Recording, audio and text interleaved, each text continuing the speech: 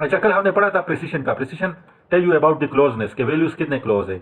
Accuracy tell you about how much the value is close to accurate value, accurate value के कितने close होगा value, सही है। तो आज हम थोड़ा सा डिटेल पढ़ेंगे अनसर्टेनिटी के बारे में, ये सिस्टमेटिक एरर, ये सब कुछ पढ़ेंगे। अच्छा, ये कल आपको समझ आ गया था कि दोबारा समझा दूं, ये टेबल्स, ये ग्राफ, सॉरी, प्रिसाइज एंड। नहीं सर, आ गया था। अच्छा, आ गया था आपको, आ गया था समझ। सही है। जी अच्छा, अनसर्टेनिटी स्टार्ट कर लेते हैं। जी सर। अच्छा, in the list of each of the major is shown with एक प्रिसिशन, आपको समझ आ गया। मैं एज्यूम कर लूं कि आपको प्रिसिशन भी सही समझ आ गया और एक्यूरेसी भी। अब अनसर्टेनिटी स्टार्ट कर लेते हैं। For example, using the metre rod, the measurement of the diameter is 1.2 centimetre, means the least count is 0.1 centimetre और least count is equal to precision. Least count आपको प्रिसिशन के बारे में बताते हैं कि ये वैल्यू कितना क्लोज होगा। तो आप यहाँ से फाइंड कर लो कि इसका प्रिसिशन कितना होगा, 0.1 centimetre. In reality, precision is not only the only factor affecting the accuracy of the अच्छा, the total range of the value within the measurement is called। अच्छा, ये अनसर्टेनिटी कितनी है। फॉर एग्जाम्पल, मेरे साथ एक वैल्यू है, वो 4.5 है और इसकी अनसर्टेनिटी प्लस माइनस 0.5 है। तो इट मीन्स ये इसका रेंज कितना होगा, इसका रेंज 4.0 से 5.0 तक होगा। यानी 4.5 प्लस 5, इसके साथ आप प्लस 5 कर लो तो आपके पास प्लस 0.5, आपके पास हाईएस्ट वैल्यू आ जाएगी। हाईएस्ट वैल्यू, रेंज की हाईएस्ट वैल्यू आपके पास आ जाएगी, and that is 5। Now for lowest value, इसके साथ प्लस माइनस 5 है, तो ये 4.5 से 0.5 को सब्ट्रैक्ट कर लो तो आपके पास लोवेस्ट वैल्यू आ जाएगी, and that is 4।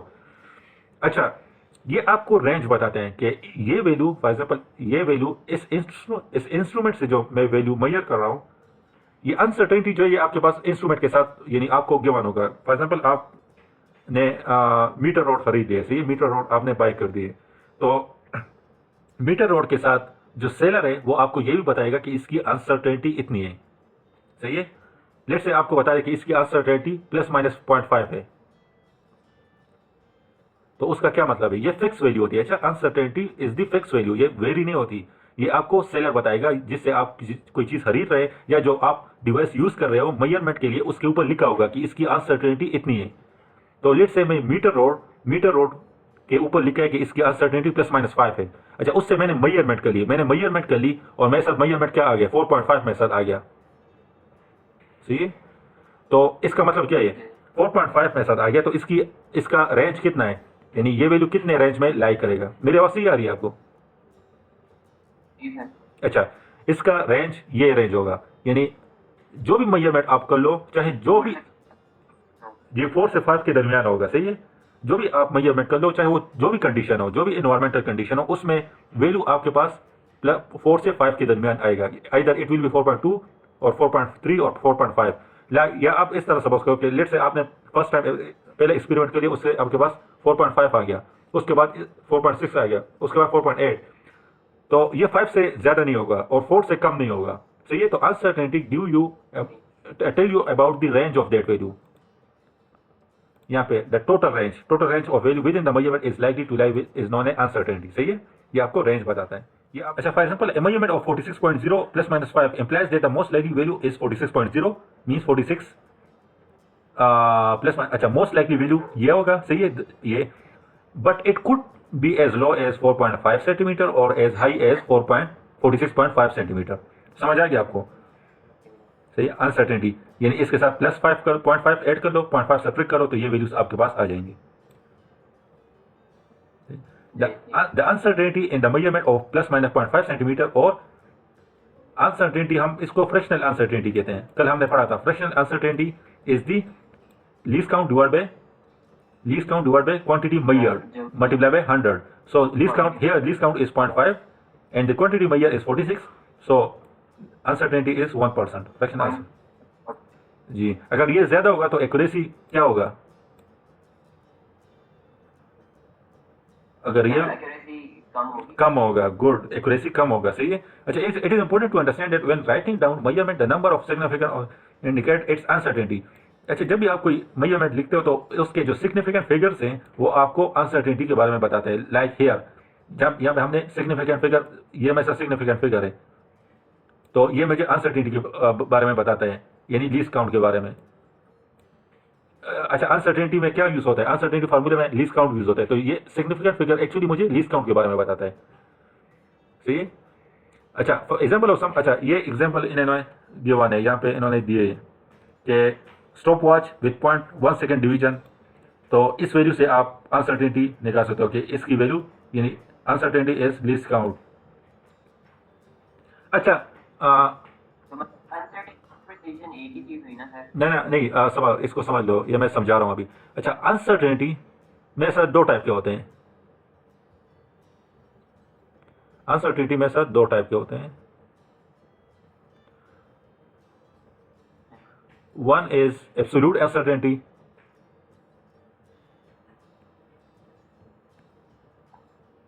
another one is the fractional uncertainty.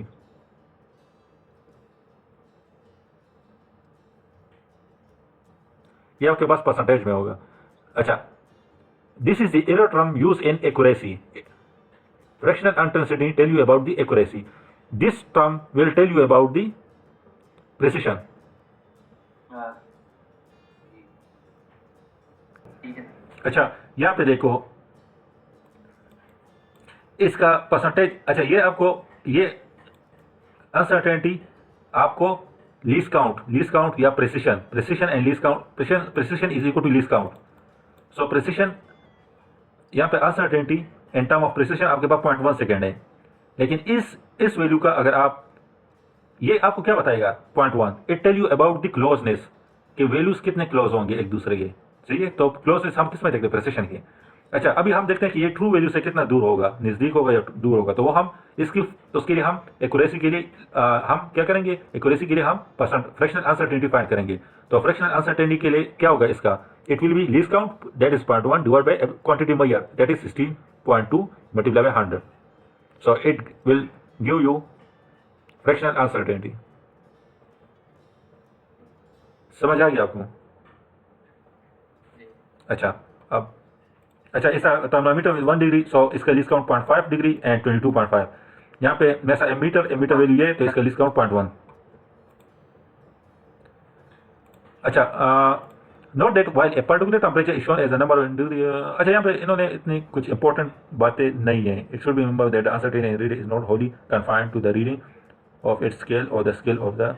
अच्छा, यहाँ पे वही बात इन्होंने दोबारा रिपीट की है जो मैंने आपसे अभी डिस्कस कर ली कि अनसर्टेनिटी ऐसी चीज नहीं है कि आप समझ लो कि ये कोई फॉर एग्जाम्पल एक्सपेरिमेंटर या कोई स्टूडेंट है, वो एक्सपेरिमेंट कर रहा है, तो उसने जो एक्सपेरिमेंट किया उसकी अनसर्टेनिटी ये है, और दूसरा जो उसी डिवाइस पे दूसरा स्टूडेंट एक्सपेरिमेंट कर रहा है तो उसकी अनसर्टेनिटी ये है। बल्कि ये आपको गिवन होगा, इट हैज फिक्स वैल्यू। ये डिपेंड करता है डिवाइस पे आपको ये गिवन होगा। सही है कि इसकी अनसर्टेनिटी इतनी है। तो ये आपको डिनोट नहीं करता कि ये in a reader is not wholly confined to the reading of the its scale और to the scale of the experimenter. ये एक्सपेरिमेंटल स्किल से इसका कोई रिलेशन नहीं है इस अनसर्टेनिटी का। सही है। Any measuring instrument has a built in uncertainty, for example यहाँ पे इन्होंने एक एग्जाम्पल दिया है। ये अनसर्टेनिटी जो है ये उस डिवाइस का बुल्ट इन अनसर्टेनिटी होती है। बुल्ट इन अनसर्टेनिटी मीन्स यानी उसमें बाय नेचर ये होती है। फॉर एग्जाम्पल आप स्क्रू गेज ले लो, तो स्क्रू गेज में एरर होता है, जीरो एरर होता है। सही है, जीरो एरर होता है। तो वो उससे अगर आप उसको रिमूव कर दो तो बहुत बेस्ट है, आप यानी बहुत अच्छा है कि आप उससे रिमूव कर लो, आपके लिए आसानी होती है। लेकिन वो उसमें बुल्ट इन है। सही है। फॉर एग्जाम्पल यहाँ पे इन्होंने एक एग्जाम्पल दिया है कि फॉर एग्जाम्पल टेम्परेचर आप मेजर कर रहे हो। सही है। तो टेम्परेचर आप मेजर कर रहे हो, उसमें अंदर क्या होता है? थर्मामीटर के थ्रू आप टेम्परेचर को मेजर कर रहे हो, और थर्मामीटर के अंदर क्या होता है? मरकरी। जी बिल्कुल, मरकरी होता है उसके अंदर। सही है। ये थर्मामीटर है, इसके अंदर मरकरी होगा। अच्छा, अब ये भी पॉसिबल है कि शायद लेट्स से ये मेरे साथ थर्मामीटर 1 है और ये मेरे साथ थर्मामीटर 2 है। अच्छा, इनमें पॉसिबल है, शायद पॉसिबल है कि इस तरह हो जाए कि थर्मामीटर 1 का जो मरकरी है वो ज़्यादा एक्सपेंड हो एज कम्पेयर टू थर्मामीटर 2 का। सही है। तो इसको आप किस तरह सही करोगे? यानी फॉर एग्जाम्पल आप ये दोनों थर्मामीटर भेज रहे हो, तो इसको आप किस तरह करेक्ट करोगे? यानी बायर को किस तरह बताओगे? बायर को आप इस तरह बताओ कि इसकी अनसर्टेनिटी इतनी है, इसका अनसर्टेनिटी एक हो कुछ और होगा, इसका अनसर्टेनिटी कुछ और होगा। सही है। तो वो आप अनसर्टेनिटी से इसकी बायर को बताओगे कि ये ज़्यादा एक्सपेंड हो रहे हैं, तो ये इसमें बुल्ट इन अनसर्टेनिटी है, सही है। ये इसमें बुल्ट इन अनसर्टेनिटी है। ये जो कोई ये टेम्परेचर, जो डॉक्टर इससे टेम्परेचर मुहैया करेगा उसकी गलती नहीं है, बल्कि ये इसमें बुल्ट इन है, ये डिवाइस की गलती है। ये नेचर ऑफ मर्करी, यानी इसकी नेचर ऑफ मर्करी इस तरह के ये ज़्यादा एक्सपेंड हो रहा है एज कम्पेयर टू, इतना भी ज़्यादा नहीं हो रहा है लेकिन थोड़ा सा माइन्यूट ये ज़्यादा होगा उससे एज कम्पेयर टू थर्मामीटर 2 से, सही है। और फिजिक्स में हम माइन्यूट को एक्सेप्ट नहीं करते, फिजिक्स बिल्कुल एक्सेप्ट नहीं करता माइन्यूट डिफरेंस में, और फिजिक्स में फिर ये वाले चैप्टर तो बिल्कुल एक्सेप्ट नहीं करता, ये चैप्टर बिल्कुल एक्सेप्ट नहीं करता माइन्यूट। यहाँ पे आप देख लो स्क्रू गेज में ये 0.001 चीज़ों को देखते हैं कि ये इतना क्लोज है कि नहीं, यानी इतना डिफरेंस तो नहीं आ रहा, तो ये इसमें बुल्ट-इन है। अच्छा, आगे चलते हैं। Manufacture of digital meter quoted the uncertainty for each meter. For example, a digital voltmeter may be quoted as 1% or 2 digits, plus minus 2 digits. 2 digits का मतलब ये है कि 1% क्या होगा, 0.01 इसके इक्वल है, तो 2 digits यह मतलब है। अच्छा, the 1% plus minus 1% implies that the total reading shown on the scale and the plus minus 2 digits is the uncertainty in the final display. अच्छा, this means that the uncertainty in the reading of 4, for example आपने measurement कर दी उससे और आपके पास जो reading है वो 4 आ गया, उससे 4.00 ये आपके पास आ गया। अच्छा, यहाँ पे कह रहे दिस वुड मीन, अच्छा यहाँ पे कह रहे कि इसकी अनसर्टेनिटी फाइंड कर लो, और अनसर्टेनिटी कितनी है, 1%। यहाँ पे आपको गिवन है 1%। सो मेरे साथ फ्रैक्शनल अनसर्टेनिटी किसके इक्वल होते हैं, uncertainty is equal to uncertainty divide by जो value by multiply by 100। Quantity multiply by 100। तो यहाँ पे कितनी है, fractional uncertainty is 1%, means 1 is equal to uncertainty मुझे फाइंड करनी है, 4 आ जाएगा, यहाँ पे 100 आ जाएगा। तो इससे आ जाएगा अनसर्टेनिटी आपके पास आ जाएगा 4 डिवाइड बाय 100, तो इससे आएगा 0.04। अच्छा, यहाँ पे डिजिटल वोल्ट मीटर है मेरे साथ, सही है। तो यहाँ पे ये लोग यही कह रहे हैं कि मेरे साथ इसमें 2 अनसर्टेनिटी है। एक तो मेजरमेंट में अनसर्टेनिटी है, मेजरमेंट में कितनी अनसर्टेनिटी है, वो इतनी है 1%, सही है। और दूसरी जो मेरे साथ दूसरी अनसर्टेनिटी है वो ये स्केल में जो वो डिस्प्ले कर रहा है, जो वैल्यूज को डिस्प्ले कर रहा है उसमें भी एक अनसर्टेनिटी है, और वो अनसर्टेनिटी कितनी है, वो 0.02 है, सही है। तो ये यहाँ पे पूछ रहे हैं कि फाइनल अनसर्टेनिटी कितनी होगी। एक तो वोल्टेज को मेजरमेंट, अच्छा यहाँ पे समझो, एक अनसर्टेनिटी किसमें, एक अनसर्टेनिटी वोल्टेज को मेजर करने में, सही है। दूसरी अनसर्टेनिटी किसमें, दूसरी अनसर्टेनिटी उस वैल्यू को डिस्प्ले करने में। तो 2 अनसर्टेनिटी आपके पास आ गए। तो यहाँ पे एक तो मुझे परसेंटेज में गिवन है, तो उस परसेंटेज को मैंने फाइंड कर दिया अनसर्टेनिटी, तो मेरे साथ अनसर्टेनिटी आ गया 0.04%, 0.04। Another uncertainty is given to me and that is 0.02. So my final uncertainty will be equal to 0.06. It will be 0.06. मतलब दोनों अनसर्टेनिटी को हम ऐड कर देंगे, ये दोनों अनसर्टेनिटी को ऐड कर लेंगे तो उससे मेरे साथ फाइनल अनसर्टेनिटी आ जाएगा। This would be added to any further uncertainty due to the fluctuating rate. अच्छा, the uncertainty in a measurement is sometimes referred to as being its error. This is not strictly true. Error would imply that a mistake has been made. There is no mistake in taking the measurement, but there is always some doubt or some uncertainty और uncertain, इसको आप उर्दू में यानी हम कहते हैं गैर यकीनी, उर्दू में हम इसको सिंपल गैर यकीनी, यानी आपको कंफर्म नहीं हो उस वैल्यूज पे, आप उस वैल्यू पे सर्टन नहीं हो, यानी आप श्योर नहीं हो उस वैल्यू पे, अनश्योर हो, तो ये एरर नहीं हो। लेकिन मोस्टली हम इसको एरर टर्म में लेते हैं कि अनसर्टेनिटी, फ्रैक्शनल अनसर्टेनिटी ज़्यादा होगी तो मीन्स एरर ज़्यादा होगा, तो मीन्स एक्यूरेसी कम होगी, हम इसको मोस्टली एरर टर्म में लेते हैं, सही। अच्छा नेक्स्ट एग्जांपल, अच्छा you know what is mean by zero error?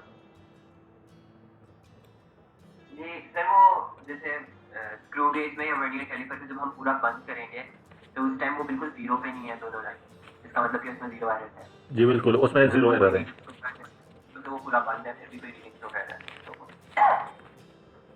सही है।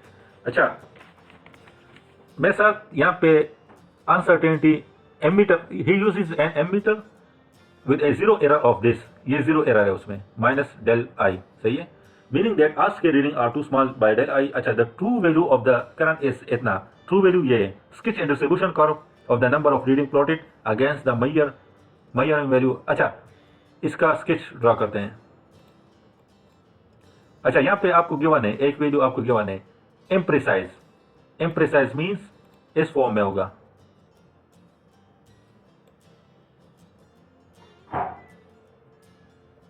सही है। अच्छा जीरो एरर भी है उसमें, zero error means it will be away from true value. So अच्छा जीरो एरर है तो इसको हम फाइनल वैल्यू के साथ आइदर ऐड करेंगे या सब्ट्रैक्ट करेंगे। तो इसका लेट्स से ट्रू वैल्यू यहाँ पे है, तो इसका true value is, in this case true value is I. अच्छा यहाँ पे पीक वे पे इसका value I minus del I होगा,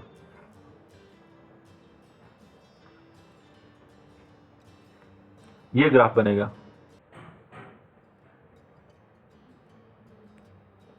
this is their true value, so it means this is my imprecise and non accurate curve.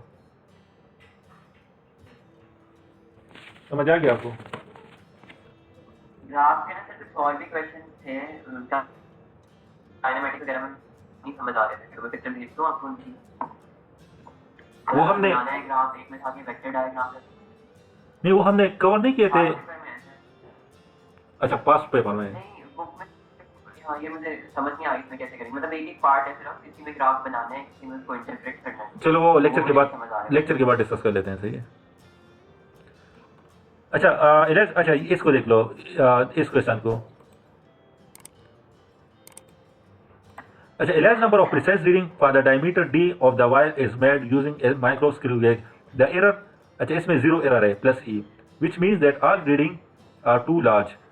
Sketch a distribution curve. अच्छा distribution curve ये भी उसी तरह हो, ये थोड़ा डिफरेंट हो, ये इस तरह होगा क्योंकि ये प्रिसाइज है, सो प्रिसाइज की वजह से ये इस तरह होगा। अच्छा जीरो एरर है इसमें, तो ये इस तरह होगा, इसकी ट्रू वैल्यू यहाँ पे होगी डी, और यहाँ पे इसका डी प्लस ई, क्योंकि जीरो एरर की वजह से यहाँ पे जो, तो ये non accurate but precise curve बनेगा।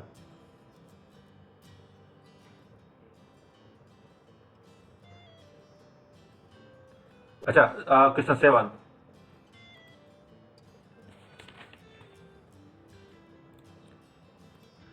The manufacture of the digital ammeter quoted at uncertainty. अच्छा अनसर्टेनिटी आपको क्या है, सही है। Determine the uncertainty of the constant reading of 2.6 A. Uncertainty आपने फाइंड करना है, आपको परसेंटेज में गिवन है, so it means that fractional, आपके पास फार्मूला जो है उसको अप्लाई कर ले, fractional uncertainty is equal to uncertainty divide by value major multiply by 100. So fractional uncertainty is given to you and that is 1.5. So divide by 100 multiply by value measure. Value measure is 2.64. So this will give you uncertainty.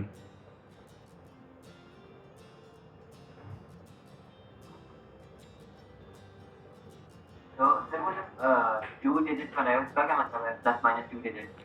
इसका मतलब ये है कि 1 digit and 2 यानी 1.5 2 digit है इसमें, क्योंकि यहाँ पे डिजिट्स भी काउंट करते हैं। 1.50 there is a difference between 1.5 and 1.50, वो लीस्ट काउंट हम लेते हैं ना उससे, तो यहाँ पे 0.1 0.01 भी यानी उसकी भी एक स्पेसिफिक वैल्यूज होती हैं, यानी वो काउंट करते हैं इसमें। अच्छा पार्ट बी, इसको आपने नोट कर लिए? जी 0.039 के साथ। अच्छा सही है, बस यही आंसर होगा। अच्छा next, The meter rod is used to measure the current from a DC power supply. The current is found to fluctuate randomly between 1.98 and 2.04 ampere. Determine the most likely value of the current with its uncertainty. ये तो बहुत easy है, आप बता दो. Value fluctuate कर रही है and that is 1.98 ampere, 2.04. इसके बीच में फ्लक्चुएट कर रही है तो मोस्ट लाइकली हो जाएगा हम 1.98 प्लस जो हमने अनसर्टेनिटी निकाली है वो ऐड कर देंगे 1.98 प्लस और 2.04 में से माइनस कर देंगे.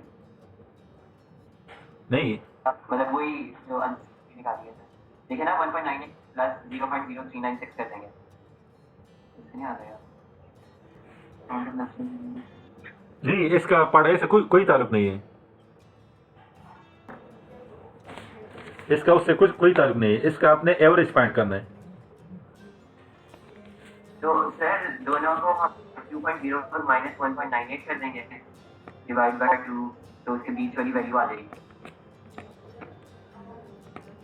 सबर 2.04.98 के बीच में ना 2.04 माइनस 1.98 डिवाइड बाय 2 तो उसके बीच वाली वैल्यू आ जाएगी. इतनी हमारी हो गई अनसर्टेनिटी नहीं. यहाँ पे आपको रेंज दे रहा है कि हाईएस्ट कि इसकी वैल्यू इसके दरमियान लाई करेगी, फ्लक्चुएट बिटवीन 1.9 एंड 2.40. तो अभी मैंने आपसे कहा कि अनसर्टेनिटी मुझे फ्लक्चुएशन के बारे में बताता है. तो इसकी मोस्ट लाइकली वैल्यू मिड में होगी. मिड तो मिड किस तरह फाइंड करूंगा? 2.04 प्लस 1.98 और जी 2 कर दो तो क्या आएगा आपके पास? 0.03. 0.03. नहीं, सब्ट्रैक्ट ना करो, ऐड कर लो इसे. 1.98 इसका एवरेज फाइंड करेंगे. एक मेरे साथ ये रीडिंग है, दूसरा ये रीडिंग है. मैं आपसे कह दूं कि इसका यानी बहुत परफेक्ट वैल्यू कौन सा होगा तो आप कहो कि इसकी एवरेज फाइंड कर लो जो नियर टू ट्रू वैल्यू होगा. सही है. जब कल हमने डिस्कस किया था ना कि मीन इसका फाइंड करोगे, नंबर ऑफ रीडिंग्स आप ले लोगे. तो अगर आप फाइंड करते हो कि इसकी ट्रू वैल्यू कौन सी होगी तो वो आप उसकी मीन फाइंड कर लोगे. सही है. फॉर एग्जाम्पल एक डिवाइस है, उससे आपने 10 वैल्यू मैयर कर लिए. सही है. और 10 वैल्यूज थोड़े यानी उसके दरमियान थोड़ा डिफरेंस है. तो वहाँ पे उसका एक्यूरेट वैल्यू को फाइंड करने के लिए आप क्या कर लोगे? उसका मीन फाइंड कर लोगे. Sum of all the 10 numbers divide by 10. अच्छा, अनसर्टेनिटी इसका किस तरह फाइंड करेंगे? तो इसका वैल्यू ये क्या वैल्यू आ गई मेरे साथ? 2.01. You will get 2.01 with uncertainty of plus minus 0.03. सिर्फ जो हमने एवरेज निकाली है उसमें से हम जो लीस्ट वैल्यू है हमारे पास उसको हम माइनस कर देंगे तो उससे हमारे पास अनसर्टेनिटी आ जाएगी. उससे अनसर्टेनिटी एग्जैक्टली इसी तरह. तो आपके पास कौन सी वैल्यू आ गई? यहाँ पे मेरे साथ तो वैल्यू आ गई 0.03 आ जाएगी. मिड में यह आ जाएगी और यहाँ पे 0.03. सो इसके साथ प्लस माइनस 0.03 ये आपकी वैल्यूज होगी. अच्छा, चॉइस ऑफ इंस्ट्रूमेंट. अच्छा, अभी तक हम पढ़ रहे थे कि चलो इसमें पढ़ लेते हैं. अच्छा, the precision of the instrument required for particular measurement is related to measurement being made. Obviously if the diameter of the hair is being measured, high precision micrometer. High precision means जिसका least count बहुत कम होगा. यानी आपने जी बिल्कुल आपने hair का diameter find करना है तो उसके लिए आप जो इंस्ट्रूमेंट लोगे तो उसका लीस्ट काउंट बहुत कम होना चाहिए. अच्छा, micrometer screw gauge is required rather than a metre rod. सही है. सिमिलरली यानी चॉइस ऑफ इंस्ट्रूमेंट, आप इंस्ट्रूमेंट की चॉइस किस तरह करोगे वो आपके डिपेंड करता है आप किस चीज़ को मैयर कर रहे हो. सही है. फॉर एग्जाम्पल आप हेयर का डायमीटर मैयर कर रहे हो तो उसके लिए आप बहुत हाई प्रिसिशन यानी बहुत लो लीस्ट काउंट वैल्यू आपने लीस्ट काउंट इंस्ट्रूमेंट आपने यूज करना है उसके लिए rather than a meter rod. सही है. मीटर रोड की बजाय. Similarly, a galvanometer should be used to measure current of the order of milliampere rather than an ampere. अच्छा, galvanometer give you about the detection of current. कि आया ये जो मेरे साथ सर्किट है इसमें मेरे साथ करंट मौजूद है कि नहीं. सही है. सो ये आपके पास दो काम करते हैं. एक काम ये करता है कि tell you about the current detection. अगर करंट होगा तो इसका जो नीडल है वो डिफ्लेक्ट करेगा. सही है. तो it tell you about the current in that circuit. दूसरा काम क्या होगा? दूसरा काम इसका ये होगा कि ये मेजरमेंट भी करता है लेकिन बहुत कम करंट को मेजर करते हैं, in the order of milli ampere.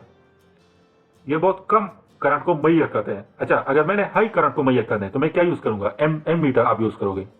High current को मेजर करने के लिए एम मीटर यूज करोगे, सही है। तो यहाँ पे इन्होंने वही सिमिलर एग्जांपल दिया कि similarly a galvanometer should be used to measure current of the order of few milliampere rather than m meter, सही है। Choice is often fairly obvious where single measurement are being made but care taken to reading are subtracted concern for। अच्छा, यहाँ पे example इन्होंने given है, उस example को कर लेते हैं।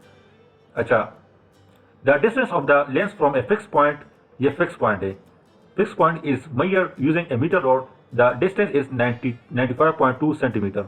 The lens is now moved closer. This is closer to the fixed point, and new distance is 93.7 centimeter. How far has the lens moved? ये distance find करना है। The answer is obviously, इसका answer क्या होगा? यही answer होगा कि this minus this 1.5 centimeter. But how precise is the measurement? ये हमने फाइंड करना है कि कितना प्रिसाइज होगा। How precise is the measurement. तो इसका लीस्ट काउंट कितना होगा इन दोनों का? 0.1 सेंटीमीटर। 0.1 सेंटीमीटर और 1 मिलीमीटर, सही है। तो इसका इन्होंने यहाँ पे ये मेरे साथ 93.7 सेंटीमीटर है, इसको इन्होंने राउंड ऑफ किया है 94.0 सेंटीमीटर लिया है। समझ आ गया आपको? इसको हम 93.7 नहीं कह सकते? वो भी ले सकते हो, वो भी ले सकते हो, उससे कोई फर्क नहीं पड़ता, लेकिन इन्होंने बुक में इन्होंने राउंड ऑफ किया है उसे, लेकिन हम उसको इसी वैल्यू को ले लेते हैं, सही है। चलो हम इसको ले लेते हैं। तो इसका फ्रैक्शनल अनसर्टेनिटी क्या होगा? Fractional uncertainty it will be 1 divide by 937 multiply by 100। 93.7 नहीं, 937, क्योंकि मिलीमीटर में मैं ले रहा हूं, सो मिलीमीटर में, सो इट विल गिव यू 0.10%। अब इसकी फाइंड कर लो। 0.10%। 0.105। अच्छा, मैंने वैल्यूज मेजर करी और मेरे साथ वैल्यू क्या आ गया है? 1.5। इन दोनों का डिफरेंस होगा ना, मैंने क्या फाइंड करना है? दोनों का डिफरेंस फाइंड करना है, सही है। तो मेरे साथ क्या होगा? Uncertainty in this case that will be 1.5 centimetre plus इन दोनों को ऐड कर लो, so it will be 11 1.2 plus minus 0.211। इसकी समझ आ गई आपको? नहीं सर। अच्छा, मैंने एक दफा मेजरमेंट कर लिया इससे, सॉरी, मैंने पहले मेजरमेंट कर लिया इससे, इस इंस्ट्रूमेंट से, सही है। तो इसका मैंने फ्रैक्शनल अनसर्टेनिटी फाइंड कर दिया और मेरे साथ इस वैल्यू का फ्रैक्शनल अनसर्टेनिटी, इस वैल्यू का फ्रैक्शनल अनसर्टेनिटी मेरे साथ ये आ गया 0.105%। उसके बाद मैंने इस लेंस को नजदीक कर लिया, सही है। दोबारा मैंने मेजरमेंट कर लिए और मेजरमेंट करने के बाद मेरे साथ फ्रैक्शनल अनसर्टेनिटी 0.106% आ गया, सही है। तो मैंने यहाँ पे डिफरेंस फाइंड करना है। My task is to find the difference in between these two mirror, सही है, कि कितना डिफरेंस इन दोनों के दरमियान है। तो एक्चुअल वैल्यू आप किस तरह फाइंड करोगे? This value minus this value, and that is 1.5%, 1.5 centimetre, वो आप लिख लोगे यहाँ पे। उसके साथ आप प्लस माइनस अनसर्टेनिटी भी लिखोगे कि इसकी अनसर्टेनिटी कितनी है। तो uncertainty, this uncertainty plus this uncertainty, ये अनसर्टेनिटी, ये वाला, तो उससे 0.211 आ गया आपके पास, सही है। और ये 15 कहाँ था जी? क्या 15? जी 15 और 15 कौन सा 15? अच्छा, इसकी अब परसेंटेज में कन्वर्ट करते हैं, इसको हम परसेंटेज में कन्वर्ट करते हैं कि इसमें एक्यूरेसी कितनी है, फाइंड करते हैं एक्यूरेसी कितनी है, सही है। तो एक्यूरेसी के लिए हम क्या करेंगे? 0.211 divide bye it will B 15 in millimetre. यहाँ पे मैंने सारे पॉइंट्स में यहाँ पे मैंने मिलीमीटर में सारे वैल्यूज लिए हैं, उससे ये आया है। यहाँ पे मिलीमीटर में मैंने वैल्यूज लिए हैं, उससे ये आया है। तो यहाँ पे मिलीमीटर ये आ गया, तो इसको भी आप मिलीमीटर में लिखोगे। सो ये हमने गलत लिखा था, इसको मिलीमीटर में आप लिख लो। सो मिलीमीटर में क्या होगा, मिलीमीटर में ये 15 मिलीमीटर हो जाएगा। तो उसको आप फिर किस तरह लिखोगे, दोनों मिलीमीटर में, तो दोनों को आप इस तरह लिख लोगे, 50.211 होल मिलीमीटर। सही है। आप इसकी फ्रैक्शनल अनसर्टेनिटी फाइंड करते हैं। क्यों फाइंड करते हैं, just to check that either this value is near to true value और far away from true value. तो वो हम किस तरह फाइंड करेंगे, it will be 0.211 divide by 15 multiply by 100। So इससे क्या आएगा, so it will be 1.40। So the percentage that's will be equal to, सब यहाँ पे थोड़ी सी मिस्टेक्स हो गई है, सॉरी यहाँ पे हमने थोड़ा सा मिस्टेक्स कर दिए हैं।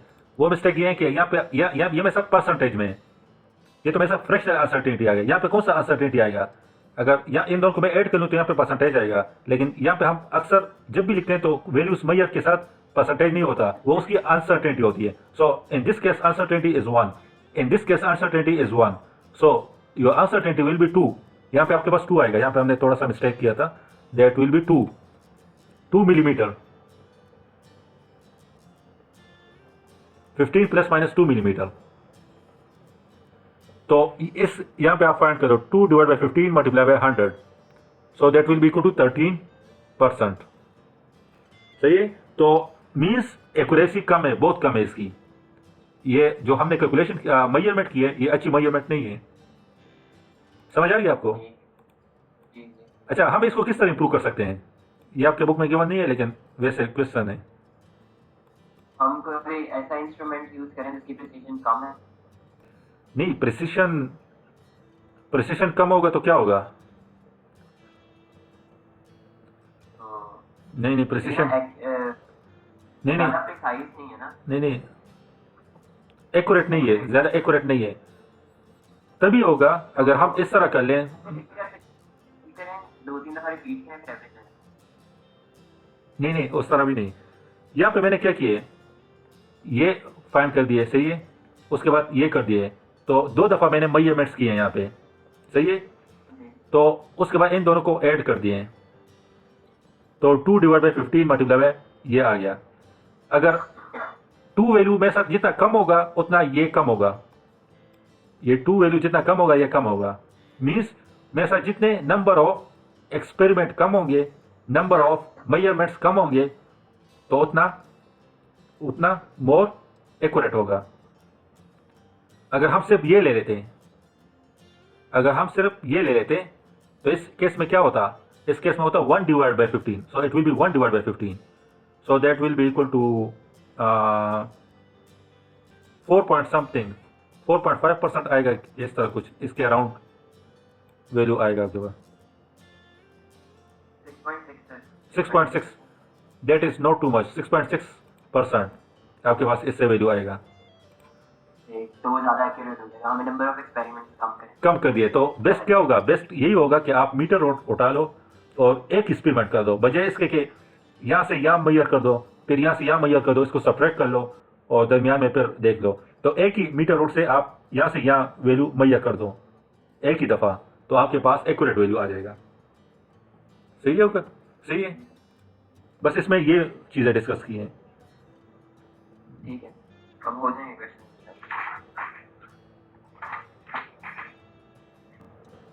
अच्छा, नाउ इट्स योर टर्न, उसको कर लेते हैं। The discharge current of a capacitor of the order of 10⁻⁻⁶ ampere, इसको किससे हम मैयर करेंगे, किससे? नहीं, अभी मैंने आपसे क्या कहा, अभी थोड़ा टाइम पहले मैंने आपसे कुछ बातें डिस्कस की करंट के हवाले से। लेकिन हमें करंट का मैयर करना है ना, लेकिन ये करंट बहुत माइन्यूट है, बहुत कम करंट है, तो इसको हम किस तरह मैयर करेंगे?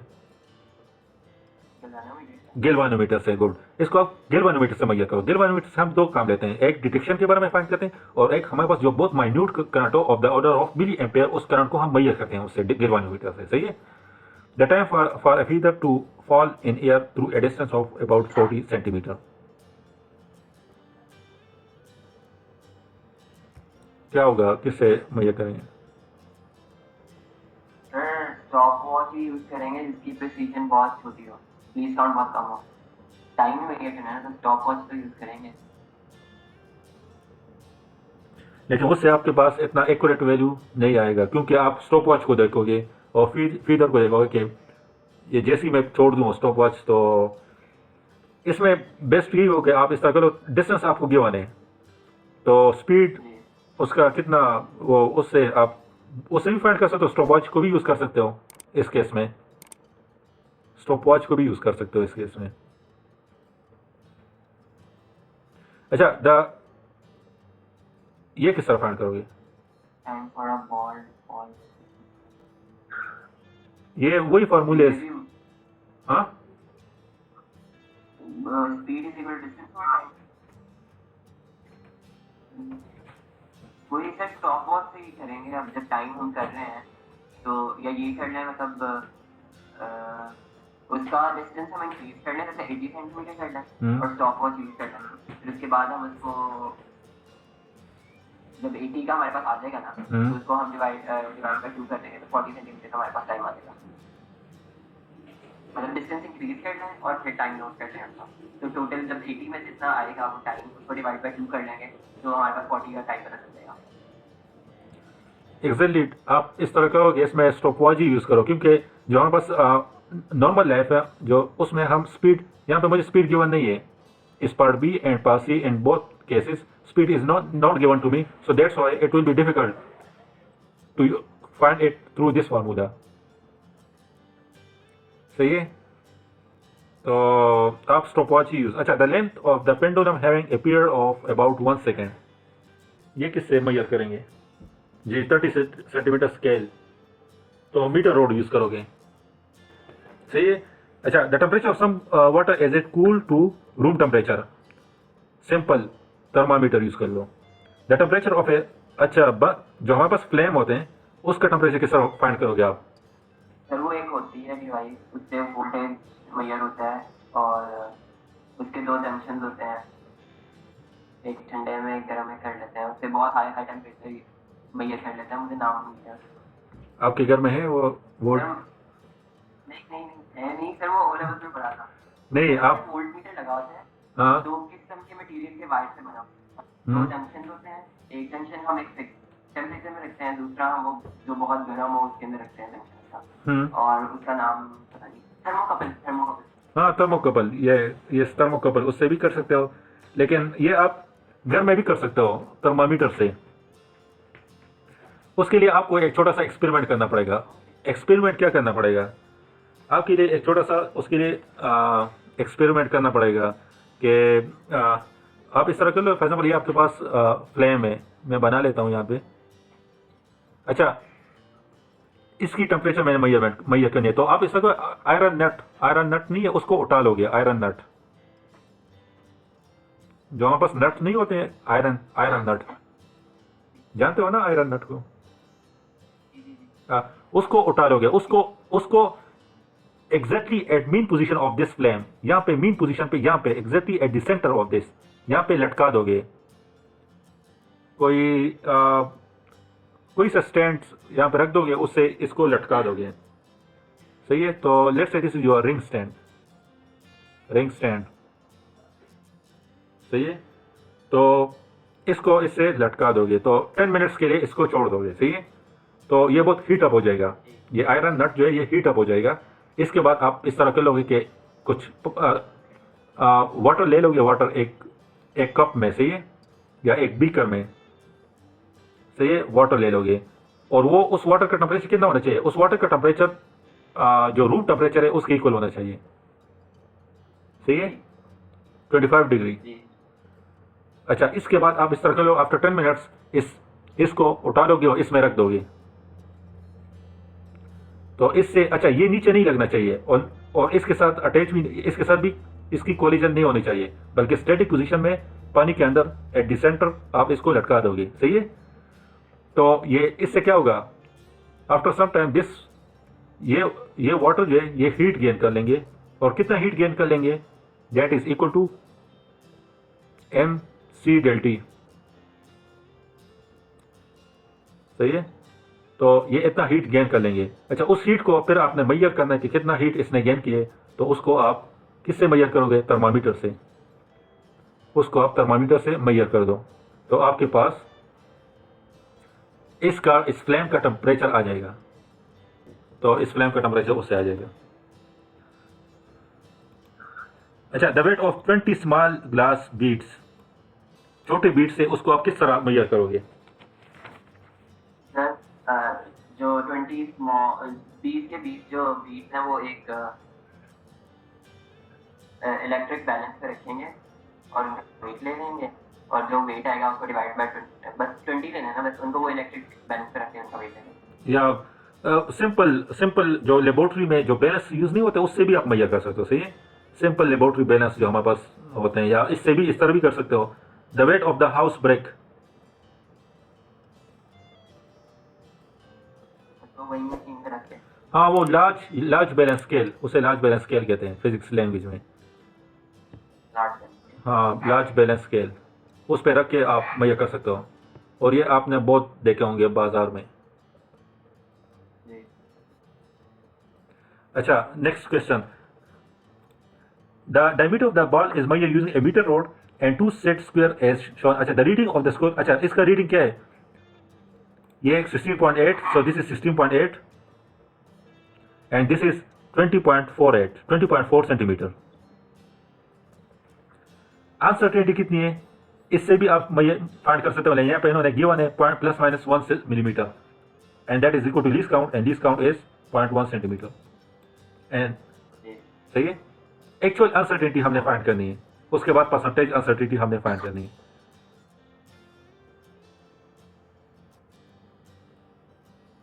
अच्छा, diameter of the ball find करना है, तो डायमीटर ऑफ द बॉल क्या होगा?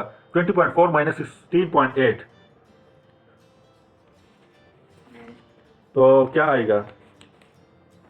3.6 सर। सो 3.6 जी, डायमीटर उसका ये आ गया। सही है, अब एक एक रीडिंग को ले लो, एक ये रीडिंग है और एक ये रीडिंग है, इसकी फ्रैक्शनल अनसर्टेनिटी हमने फाइंड करना है। उसकी जरूरत इट्स एक्चुअल अनसर्टेनिटी। अच्छा, actual uncertainty simple the addition of both uncertainty, so the addition of 1 + 1, so the actual uncertainty will be 2 millimetre. So percentage uncertainty क्या हो जाएगी? 2 मिलीमीटर डिवाइड बाय, आपके पास 3.6 आया है, तो 3.6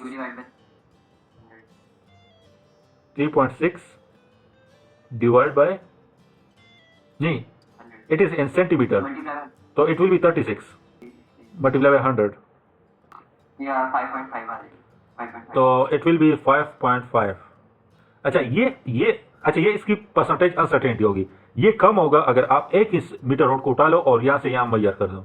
सही है, यहाँ पे हमने दोबारा 2 रीडिंग्स लिए हैं, तो उसकी वजह से ये मेरे साथ ज़्यादा आ रहे हैं, एक्यूरेसी अच्छी नहीं है। इससे अच्छी एक्यूरेसी आ जाएगी अगर आप 1 ही मीटर रोड को उठा लो और इस बाल का डायमीटर फाइंड कर दो। Next question. अच्छा, systematic and random uncertainty. Note that is a made within the acceptable precision but also relatively measurement. यहाँ पे मैंने अभी आपसे डिस्कस की कि अनसर्टेनिटी आपको गिवन होगा, उस इंस्ट्रूमेंट के साथ ही आपको बताएंगे कि इसकी अनसर्टेनिटी इतनी है। सो अनसर्टेनिटी में भी क्लासिफाइड एज सिस्टमेटिक और रैंडम एरर। सो ये अनसर्टेनिटी आपको सिस्टमेटिक और रैंडम एरर देगा, यानी उस इंस्ट्रूमेंट में कोई ना कोई होगा। आप जो मेजरमेंट करें उसकी वजह से कुछ नहीं हो रहा, बल्कि वो इंस्ट्रूमेंट की वजह से सिस्टमेटिक और रैंडम एरर उसमें आ रहा है। अच्छा, सिस्टमेटिक एरर क्या होता है? तो systematic uncertainty will result in all reading being either above और बिलो द। जी बिल्कुल, the uncertainty can not be eliminated bye repeating. इसका जो अनसर्टेनिटी होगा सिस्टमेटिक का, वो आप एक्सपेरिमेंट को चाहे 1000 बार रिपीट कर लो, वो रिमूव नहीं होगा, वो उसमें होगा, क्योंकि वो इंस्ट्रूमेंट के अंदर बोल्टेन है। And then averaging. Instead, systematic uncertainty can be reduced only by improving the experimental technique. Example, अच्छा, zero error, इसको आप किस तरह रिमूव करोगे? Either you will add that error values or either you will add or subtract that values with the final result. इस error को आप किस तरह रिमूव करोगे? सही है? वो तो हमें पता चल जाए एरर, और जो फाइनल वैल्यू आएगी उसके अंदर वो हम माइनस कर देंगे या प्लस कर देंगे, जैसे भी होगा जीरो। जी बिल्कुल exactly. Wrong calibrated scale. Calibration, you know what is mean by calibration? Calibration means कि वो क्या? रीड करना उसको। जी रीड करना तो इतना अच्छा टर्म नहीं है, लेकिन फिजिक्स में हम कैलिब्रेशन उसे कहते हैं कि फॉर एग्जाम्पल आपके पास एक इंस्ट्रूमेंट है, आपके पास लैब में एक इंस्ट्रूमेंट पड़ा हुआ है और वो इंस्ट्रूमेंट यानी बहुत वो इंस्ट्रूमेंट आपने स्टैंडर्ड पर सेट किया हुआ है। स्टैंडर्ड पर सेट करने का मतलब यही है कि वो इंस्ट्रूमेंट बिल्कुल आइडियल केस है, वो जो वैल्यूज देगा वो इंस्ट्रूमेंट वो बिल्कुल आइडियल, वो बिल्कुल सही होगा। तो सही है, तो फॉर एग्जाम्पल आपने एक, आपको ये पता है कि ये जो है ये मेरे साथ स्टैंडर्ड है, ये इंस्ट्रूमेंट जो है ये मेरे साथ स्टैंडर्ड है, यानी इससे जो वैल्यूज आएगा वो एक्यूरेट आएगा। लेट्स से आपके पास एक दूसरा सिस्टम है, system 2, this is system 1, this is system 2, और आप अनसर्टेन हो, आप डाउटफुल हो कि इसकी वैल्यू सही है या गलत, इस सिस्टम 2 की। सही है, तो आप क्या करोगे? चेक करने के लिए आप क्या करोगे? इससे मेजरमेंट कर लोगे, इससे मेजरमेंट कर लोगे और कंपेयर कर लोगे उस मेजरमेंट से जो आपने सिस्टम 1 से किया होगा, इसके साथ कंपेयर कर लोगे। सही है, तो it is known as calibration, यानी आप कैलिब्रेट कर रहे हो, यानी इस इंस्ट्रूमेंट को, ये जो सेकंड इंस्ट्रूमेंट है इसको कैलिब्रेट कर रहे हो इंस्ट्रूमेंट 1 के साथ। हम जो स्टैंडर्ड होगा उसके साथ कंपेयर कर लेंगे अपना जो खराब हो रहा है। जी बिल्कुल सही है, लेकिन मोस्टली हम ये नहीं करते, बस उसी से काउंट कर लेते हैं, उसी पे यकीन कर लेते हैं। लेकिन वैसे ये होना चाहिए, लैब में एक इंस्ट्रूमेंट ऐसा होना चाहिए जो आप स्टैंडर्ड पर उसको सेट कर लो, ताकि दूसरे जो आपकी टीचर है उसकी ये ड्यूटी बनती है कि वो जो आपकी फिजिक्स की लैब टीचर है वो उसको कंपेयर करें। फॉर एग्जांपल कल आप लोग का ये एक एक्सपेरिमेंट कर रहे हो और वो उस एक्सपेरिमेंट में ये इंस्ट्रूमेंट यूज होगा, तो आपकी टीचर की ये ड्यूटी बनती है कि उसको कंपेयर कर ले before performing any type of experiment on this instrument. So in a school laboratory, we assume that measuring devices are corrected calibratedly and would not be expected to check the calibration in an experiment. However, if you have doubt, you can check the calibration of the ammeter by connecting. अच्छा, यहाँ पे आपसे एक छोटा सा question है कि यहाँ पे ये लोग यही कह रहे हैं कि calibration by connecting the several in series in the circuit. ज्यादा हम लगाएंगे उसके अंदर एडमिशन, तो हर किसी के पास हमारे पास मतलब अलग वैल्यू आ जाएगी, फिर हम एवरेज ले लेंगे। नहीं, यहाँ पे कह रहे हैं कि आप कैलिब्रेशन, जब एमीटर की कैलिब्रेशन करोगे तो आप नंबर ऑफ एमीटर सीरीज में कनेक्ट कर लो। क्यों सीरीज में? क्योंकि एमीटर जो है वो सीरीज में लगाते हैं हमेशा। क्यों सीरीज में लगाते हैं? क्योंकि एमीटर से हम करंट फाइंड करते हैं और करंट हमारे पास सीरीज में सेम होता है। इन सारे डिवाइसेस की वैल्यूज एक ही होनी चाहिए, इन सारे डिवाइस की value, let's say this is your standard, सही है, this A1 is your standard. Now if your A1 is your standard value, your A1 is equal to A2, means this instrument is correct, ये आपका सही है। If it is also equal to A3, तो ये instrument भी आपका सही है।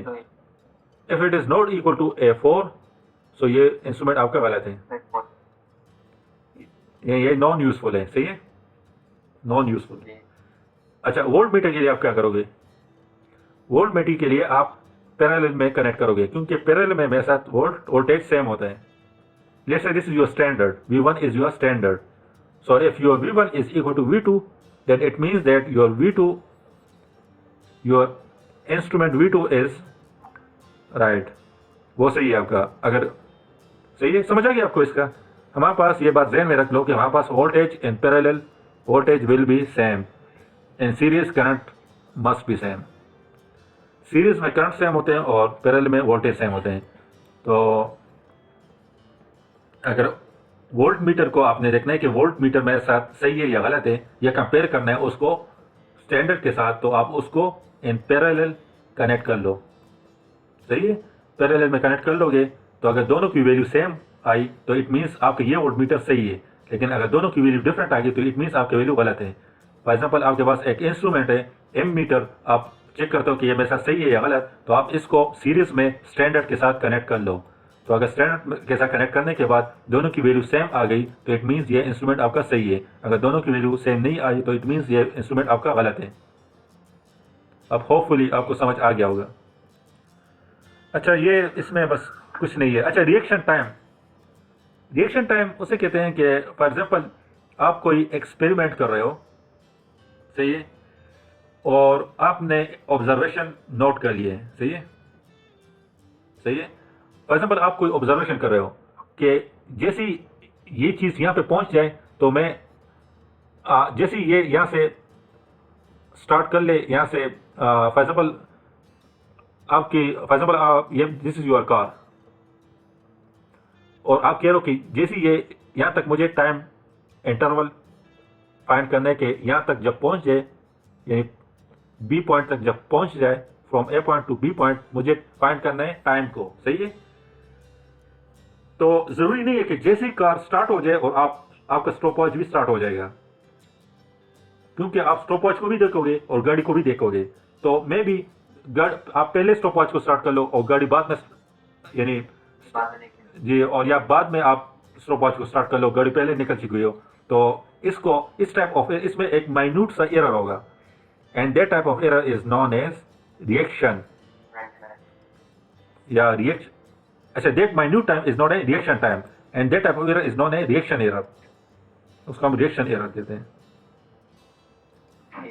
अच्छा, रैंडम एरर।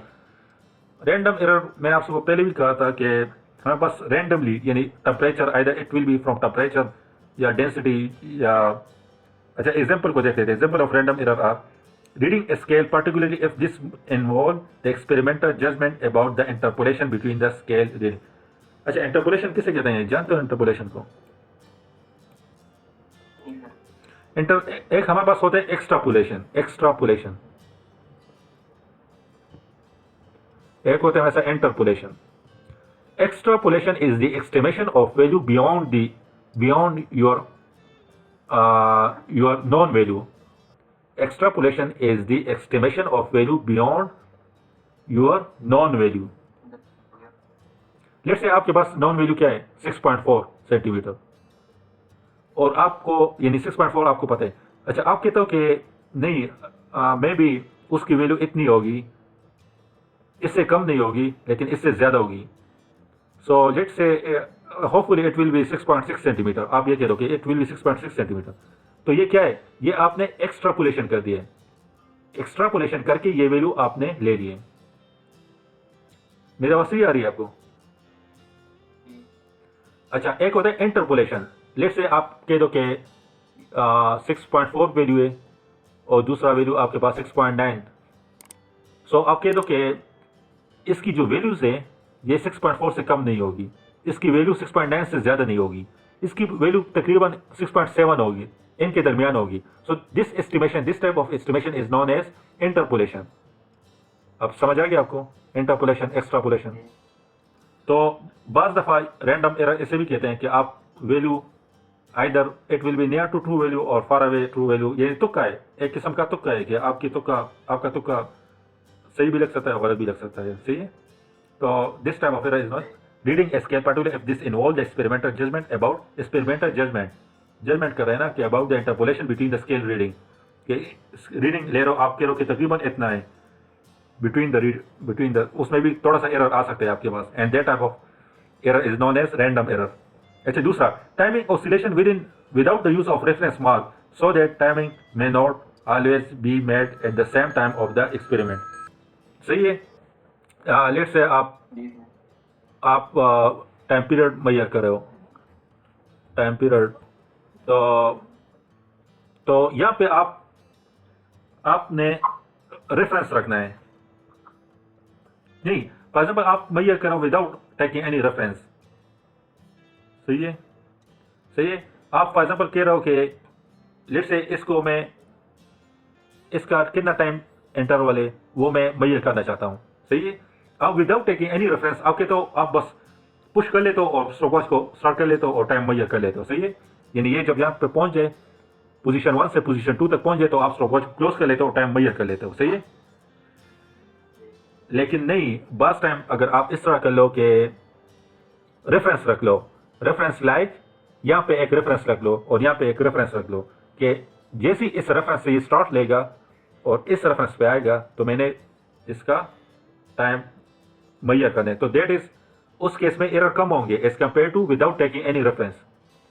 सही है, उस विदाउट टेकिंग एनी रेफरेंस उसमें एरर ज्यादा होंगे। समझ आ गया आपको? तो timing oscillation without the use of reference marker so that the timing may not always be made to the same point of the swing. अच्छा, taking reading of the quantity that varies with time involve the difficulty of reading both a timer scale and another meter simultaneously। For example आपको यही वही error है जो अभी मैंने आपको गाड़ी की एग्जांपल दे दी कि एट अ टाइम आप दो चीज़ों को देख रहे हो, टाइम भी मेजर कर रहे हो और दूसरे को चीज़ को भी देख रहे हो, तो उसमें भी एक छोटा सा एरर आ सकता है and that type of error is known as random error. Reading a scale from different angle introducing a very parallax error. समझ आ गया इसका? हम अक्सर जो हम रीडिंग लेते हैं स्केल से, कभी ऊपर से पढ़ लें या कभी नीचे से पढ़ लें, बिल्कुल एक टाइप से ना पढ़ें। एग्जैक्टली, तो उसमें अक्सर एरर आ जाते हैं बस। तो that type of error is known a parallax error, यानी उसको आप एट सम एंगल आप उसको देख रहे हो। अच्छा, ये आप खुद ही कर लो। सिस्टमैटिक अनसर्टेनिटी क्या होगा इसमें? जीरो एरर की वजह से आ सकते हैं सिस्टमैटिक अनसर्टेनिटी, शायद जीरो एरर लेट से इसमें हो। सही है, स्केल के अंदर वो जीरो से पहले ही वो शुरू हो रहा है, रीडिंग पास में हो, तो that type of error that is the systematic uncertainty. Random uncertainty क्या होगा इस केस में? Parallax error. Good. The diameter of the wire can be is to be measured to a precision of इतना। Name a suitable instrument suggest name a suitable instrument for measuring this value. So क्या होगा, कौन सा instrument? Micrometer, screw gauge, micrometer नहीं, screw gauge का कितना होता है, लीस्ट काउंट कितना होता है स्क्रू गेज का? 0.001 सेंटीमीटर होता है। 0.01 सेंटीमीटर उसका होता है आई थिंक। 0.001 सेंटीमीटर होता है, 0.01 मिलीमीटर होता है। 0.0 नहीं, 0.1 सेंटीमीटर स्क्रू गेज का 0.1 सेंटीमीटर होगा and that is equal to 0.01 millimetre. नहीं सर, देखे ना, 0.1 होता है, 0.1 होता है स्केल का, फिर वर्नियर कैलिपर का होता है 0.01 सेंटीमीटर। अच्छा, सही है 0.01 सेंटीमीटर आप ये कह रहे हो। So 0.01 centimetre will be equal to 0.1 millimetre. तो 0.01 किसका है लीस्ट काउंट? 0.01 वर्नियर कैलिपर का होता है और स्क्रू गेज का 0.001 सेंटीमीटर। तो इस केस में कौन सा इंस्ट्रूमेंट यूज होगा? Screw gauge, because their least count is equal to point. Exactly. Suggest a source of systematic uncertainty क्या होगा उसमें? Zero error, exactly. Explain why it is good practice to average a set of diameter reading taken spirally along the length of the wire. To reduce random error, reduce the chances of random error. क्योंकि systematic error आप उससे reduce नहीं कर सकते number of experiment से। अभी हमने पढ़ लिया है अभी कुछ टाइम पहले के वो उसमें बुल्ट इन एरर होते हैं, लाइक जीरो एरर हो उसमें। लेकिन रैंडम एरर के लिए आप नंबर ऑफ एक्सपेरिमेंट यूज कर लो और उसका एवरेज फाइंड कर लो तो वो आपके पास।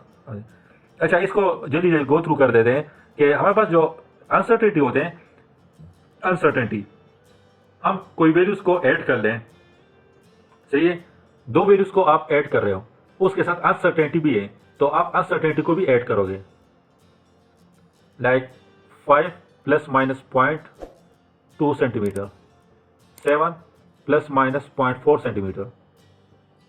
तो इन दोनों का अगर आपने ऐड करना है, तो अनसर्टेनिटी भी इसकी ऐड करना होगा, सही है। अगर इन दोनों को आपने सब्ट्रैक्ट करना है तो अनसर्टेनिटी आपने ऐड करना होगा, सब्ट्रैक्ट नहीं करना, ये बात ध्यान में रखो। अगर इन दोनों को आपने मल्टीप्लाई करना है या डिवाइड करना है, तो डिवाइड करने के बाद वो वैल्यू आप लिख लोगे, उसके साथ प्लस माइनस में क्या लिखोगे, इन दोनों की जो फ्रैक्शनल अनसर्टेनिटी होगी उसको ऐड करोगे, इसकी फ्रैक्शनल अनसर्टेनिटी आप फाइंड कर लोगे, इसकी फ्रैक्शनल अनसर्टेनिटी आप फाइंड कर लोगे, दोनों को ऐड कर लोगे तो वो आप यहाँ पे लिख लोगे। यहाँ पे देखो दोनों को ऐड करना है तो क्या कर लूँ, 1.5 plus 2 that is equal to 3.5। Uncertainty को भी ऐड कर लो 0.1 0.2 सो दैट विल बी 0.3। तो इसको आप इस फॉर्म में लिखोगे फिर। सही है, समझ आ गया आपको? अच्छा, in experiment a liquid is heated electrically. अच्छा, ये अनसर्टेनिटी और एक ये find the change of temperature. अच्छा, इसको सब्ट्रैक्ट कर लो तो अनसर्टेनिटी को ऐड करना होगा। फाइनल आंसर में अनसर्टेनिटी क्या होगी इसकी, 0.7।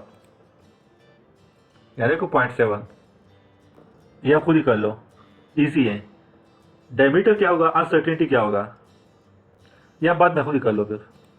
अच्छा, डिवीजन एंड मल्टीप्लिकेशन में आप ये बात ध्यान में रखो कि हम डिवीजन एंड मल्टीप्लिकेशन में क्या करेंगे, अनसर्टेनिटी, इसकी अनसर्टेनिटी दो वैल्यूज है उसको आपने डिवाइड करना है या मल्टीप्लाई करना है, तो इसकी फ्रैक्शनल अनसर्टेनिटी फाइंड कर लोगे, इसकी फ्रैक्शनल अनसर्टेनिटी फाइंड कर लोगे, दोनों को फिर ऐड कर लोगे तो वो आपका फाइनल आंसर में वही अनसर्टेनिटी आएगा। एग्जाम्पल कर लेते हैं। ये आता है फिर करना। अच्छा, ये आता है हाँ, आपको, ये भी आता होगा आपको। अच्छा, यहाँ पे लोवेस्ट, पावर अगर हो उनकी कोई एक्सपेरिमेंट में जो होता है वो मल्टीप्लाई कर देते हैं उसके साथ। जी बिल्कुल, मल्टीप्लाई कर लेते हो, एग्जैक्टली। उसकी आप अलग अलग फाइंड करके ऐड भी कर लो, एक ही बात है। सही है, यानी आई स्क्वायर है मेरे साथ, आई स्क्वायर, तो आई मल्टीप्लाई बाय आई, तो आइदर राइट लाइक दिस के 2 इंटू डेल I divide by I multiply by 100 that is equal to finding each I divided by I plus del I divided by I।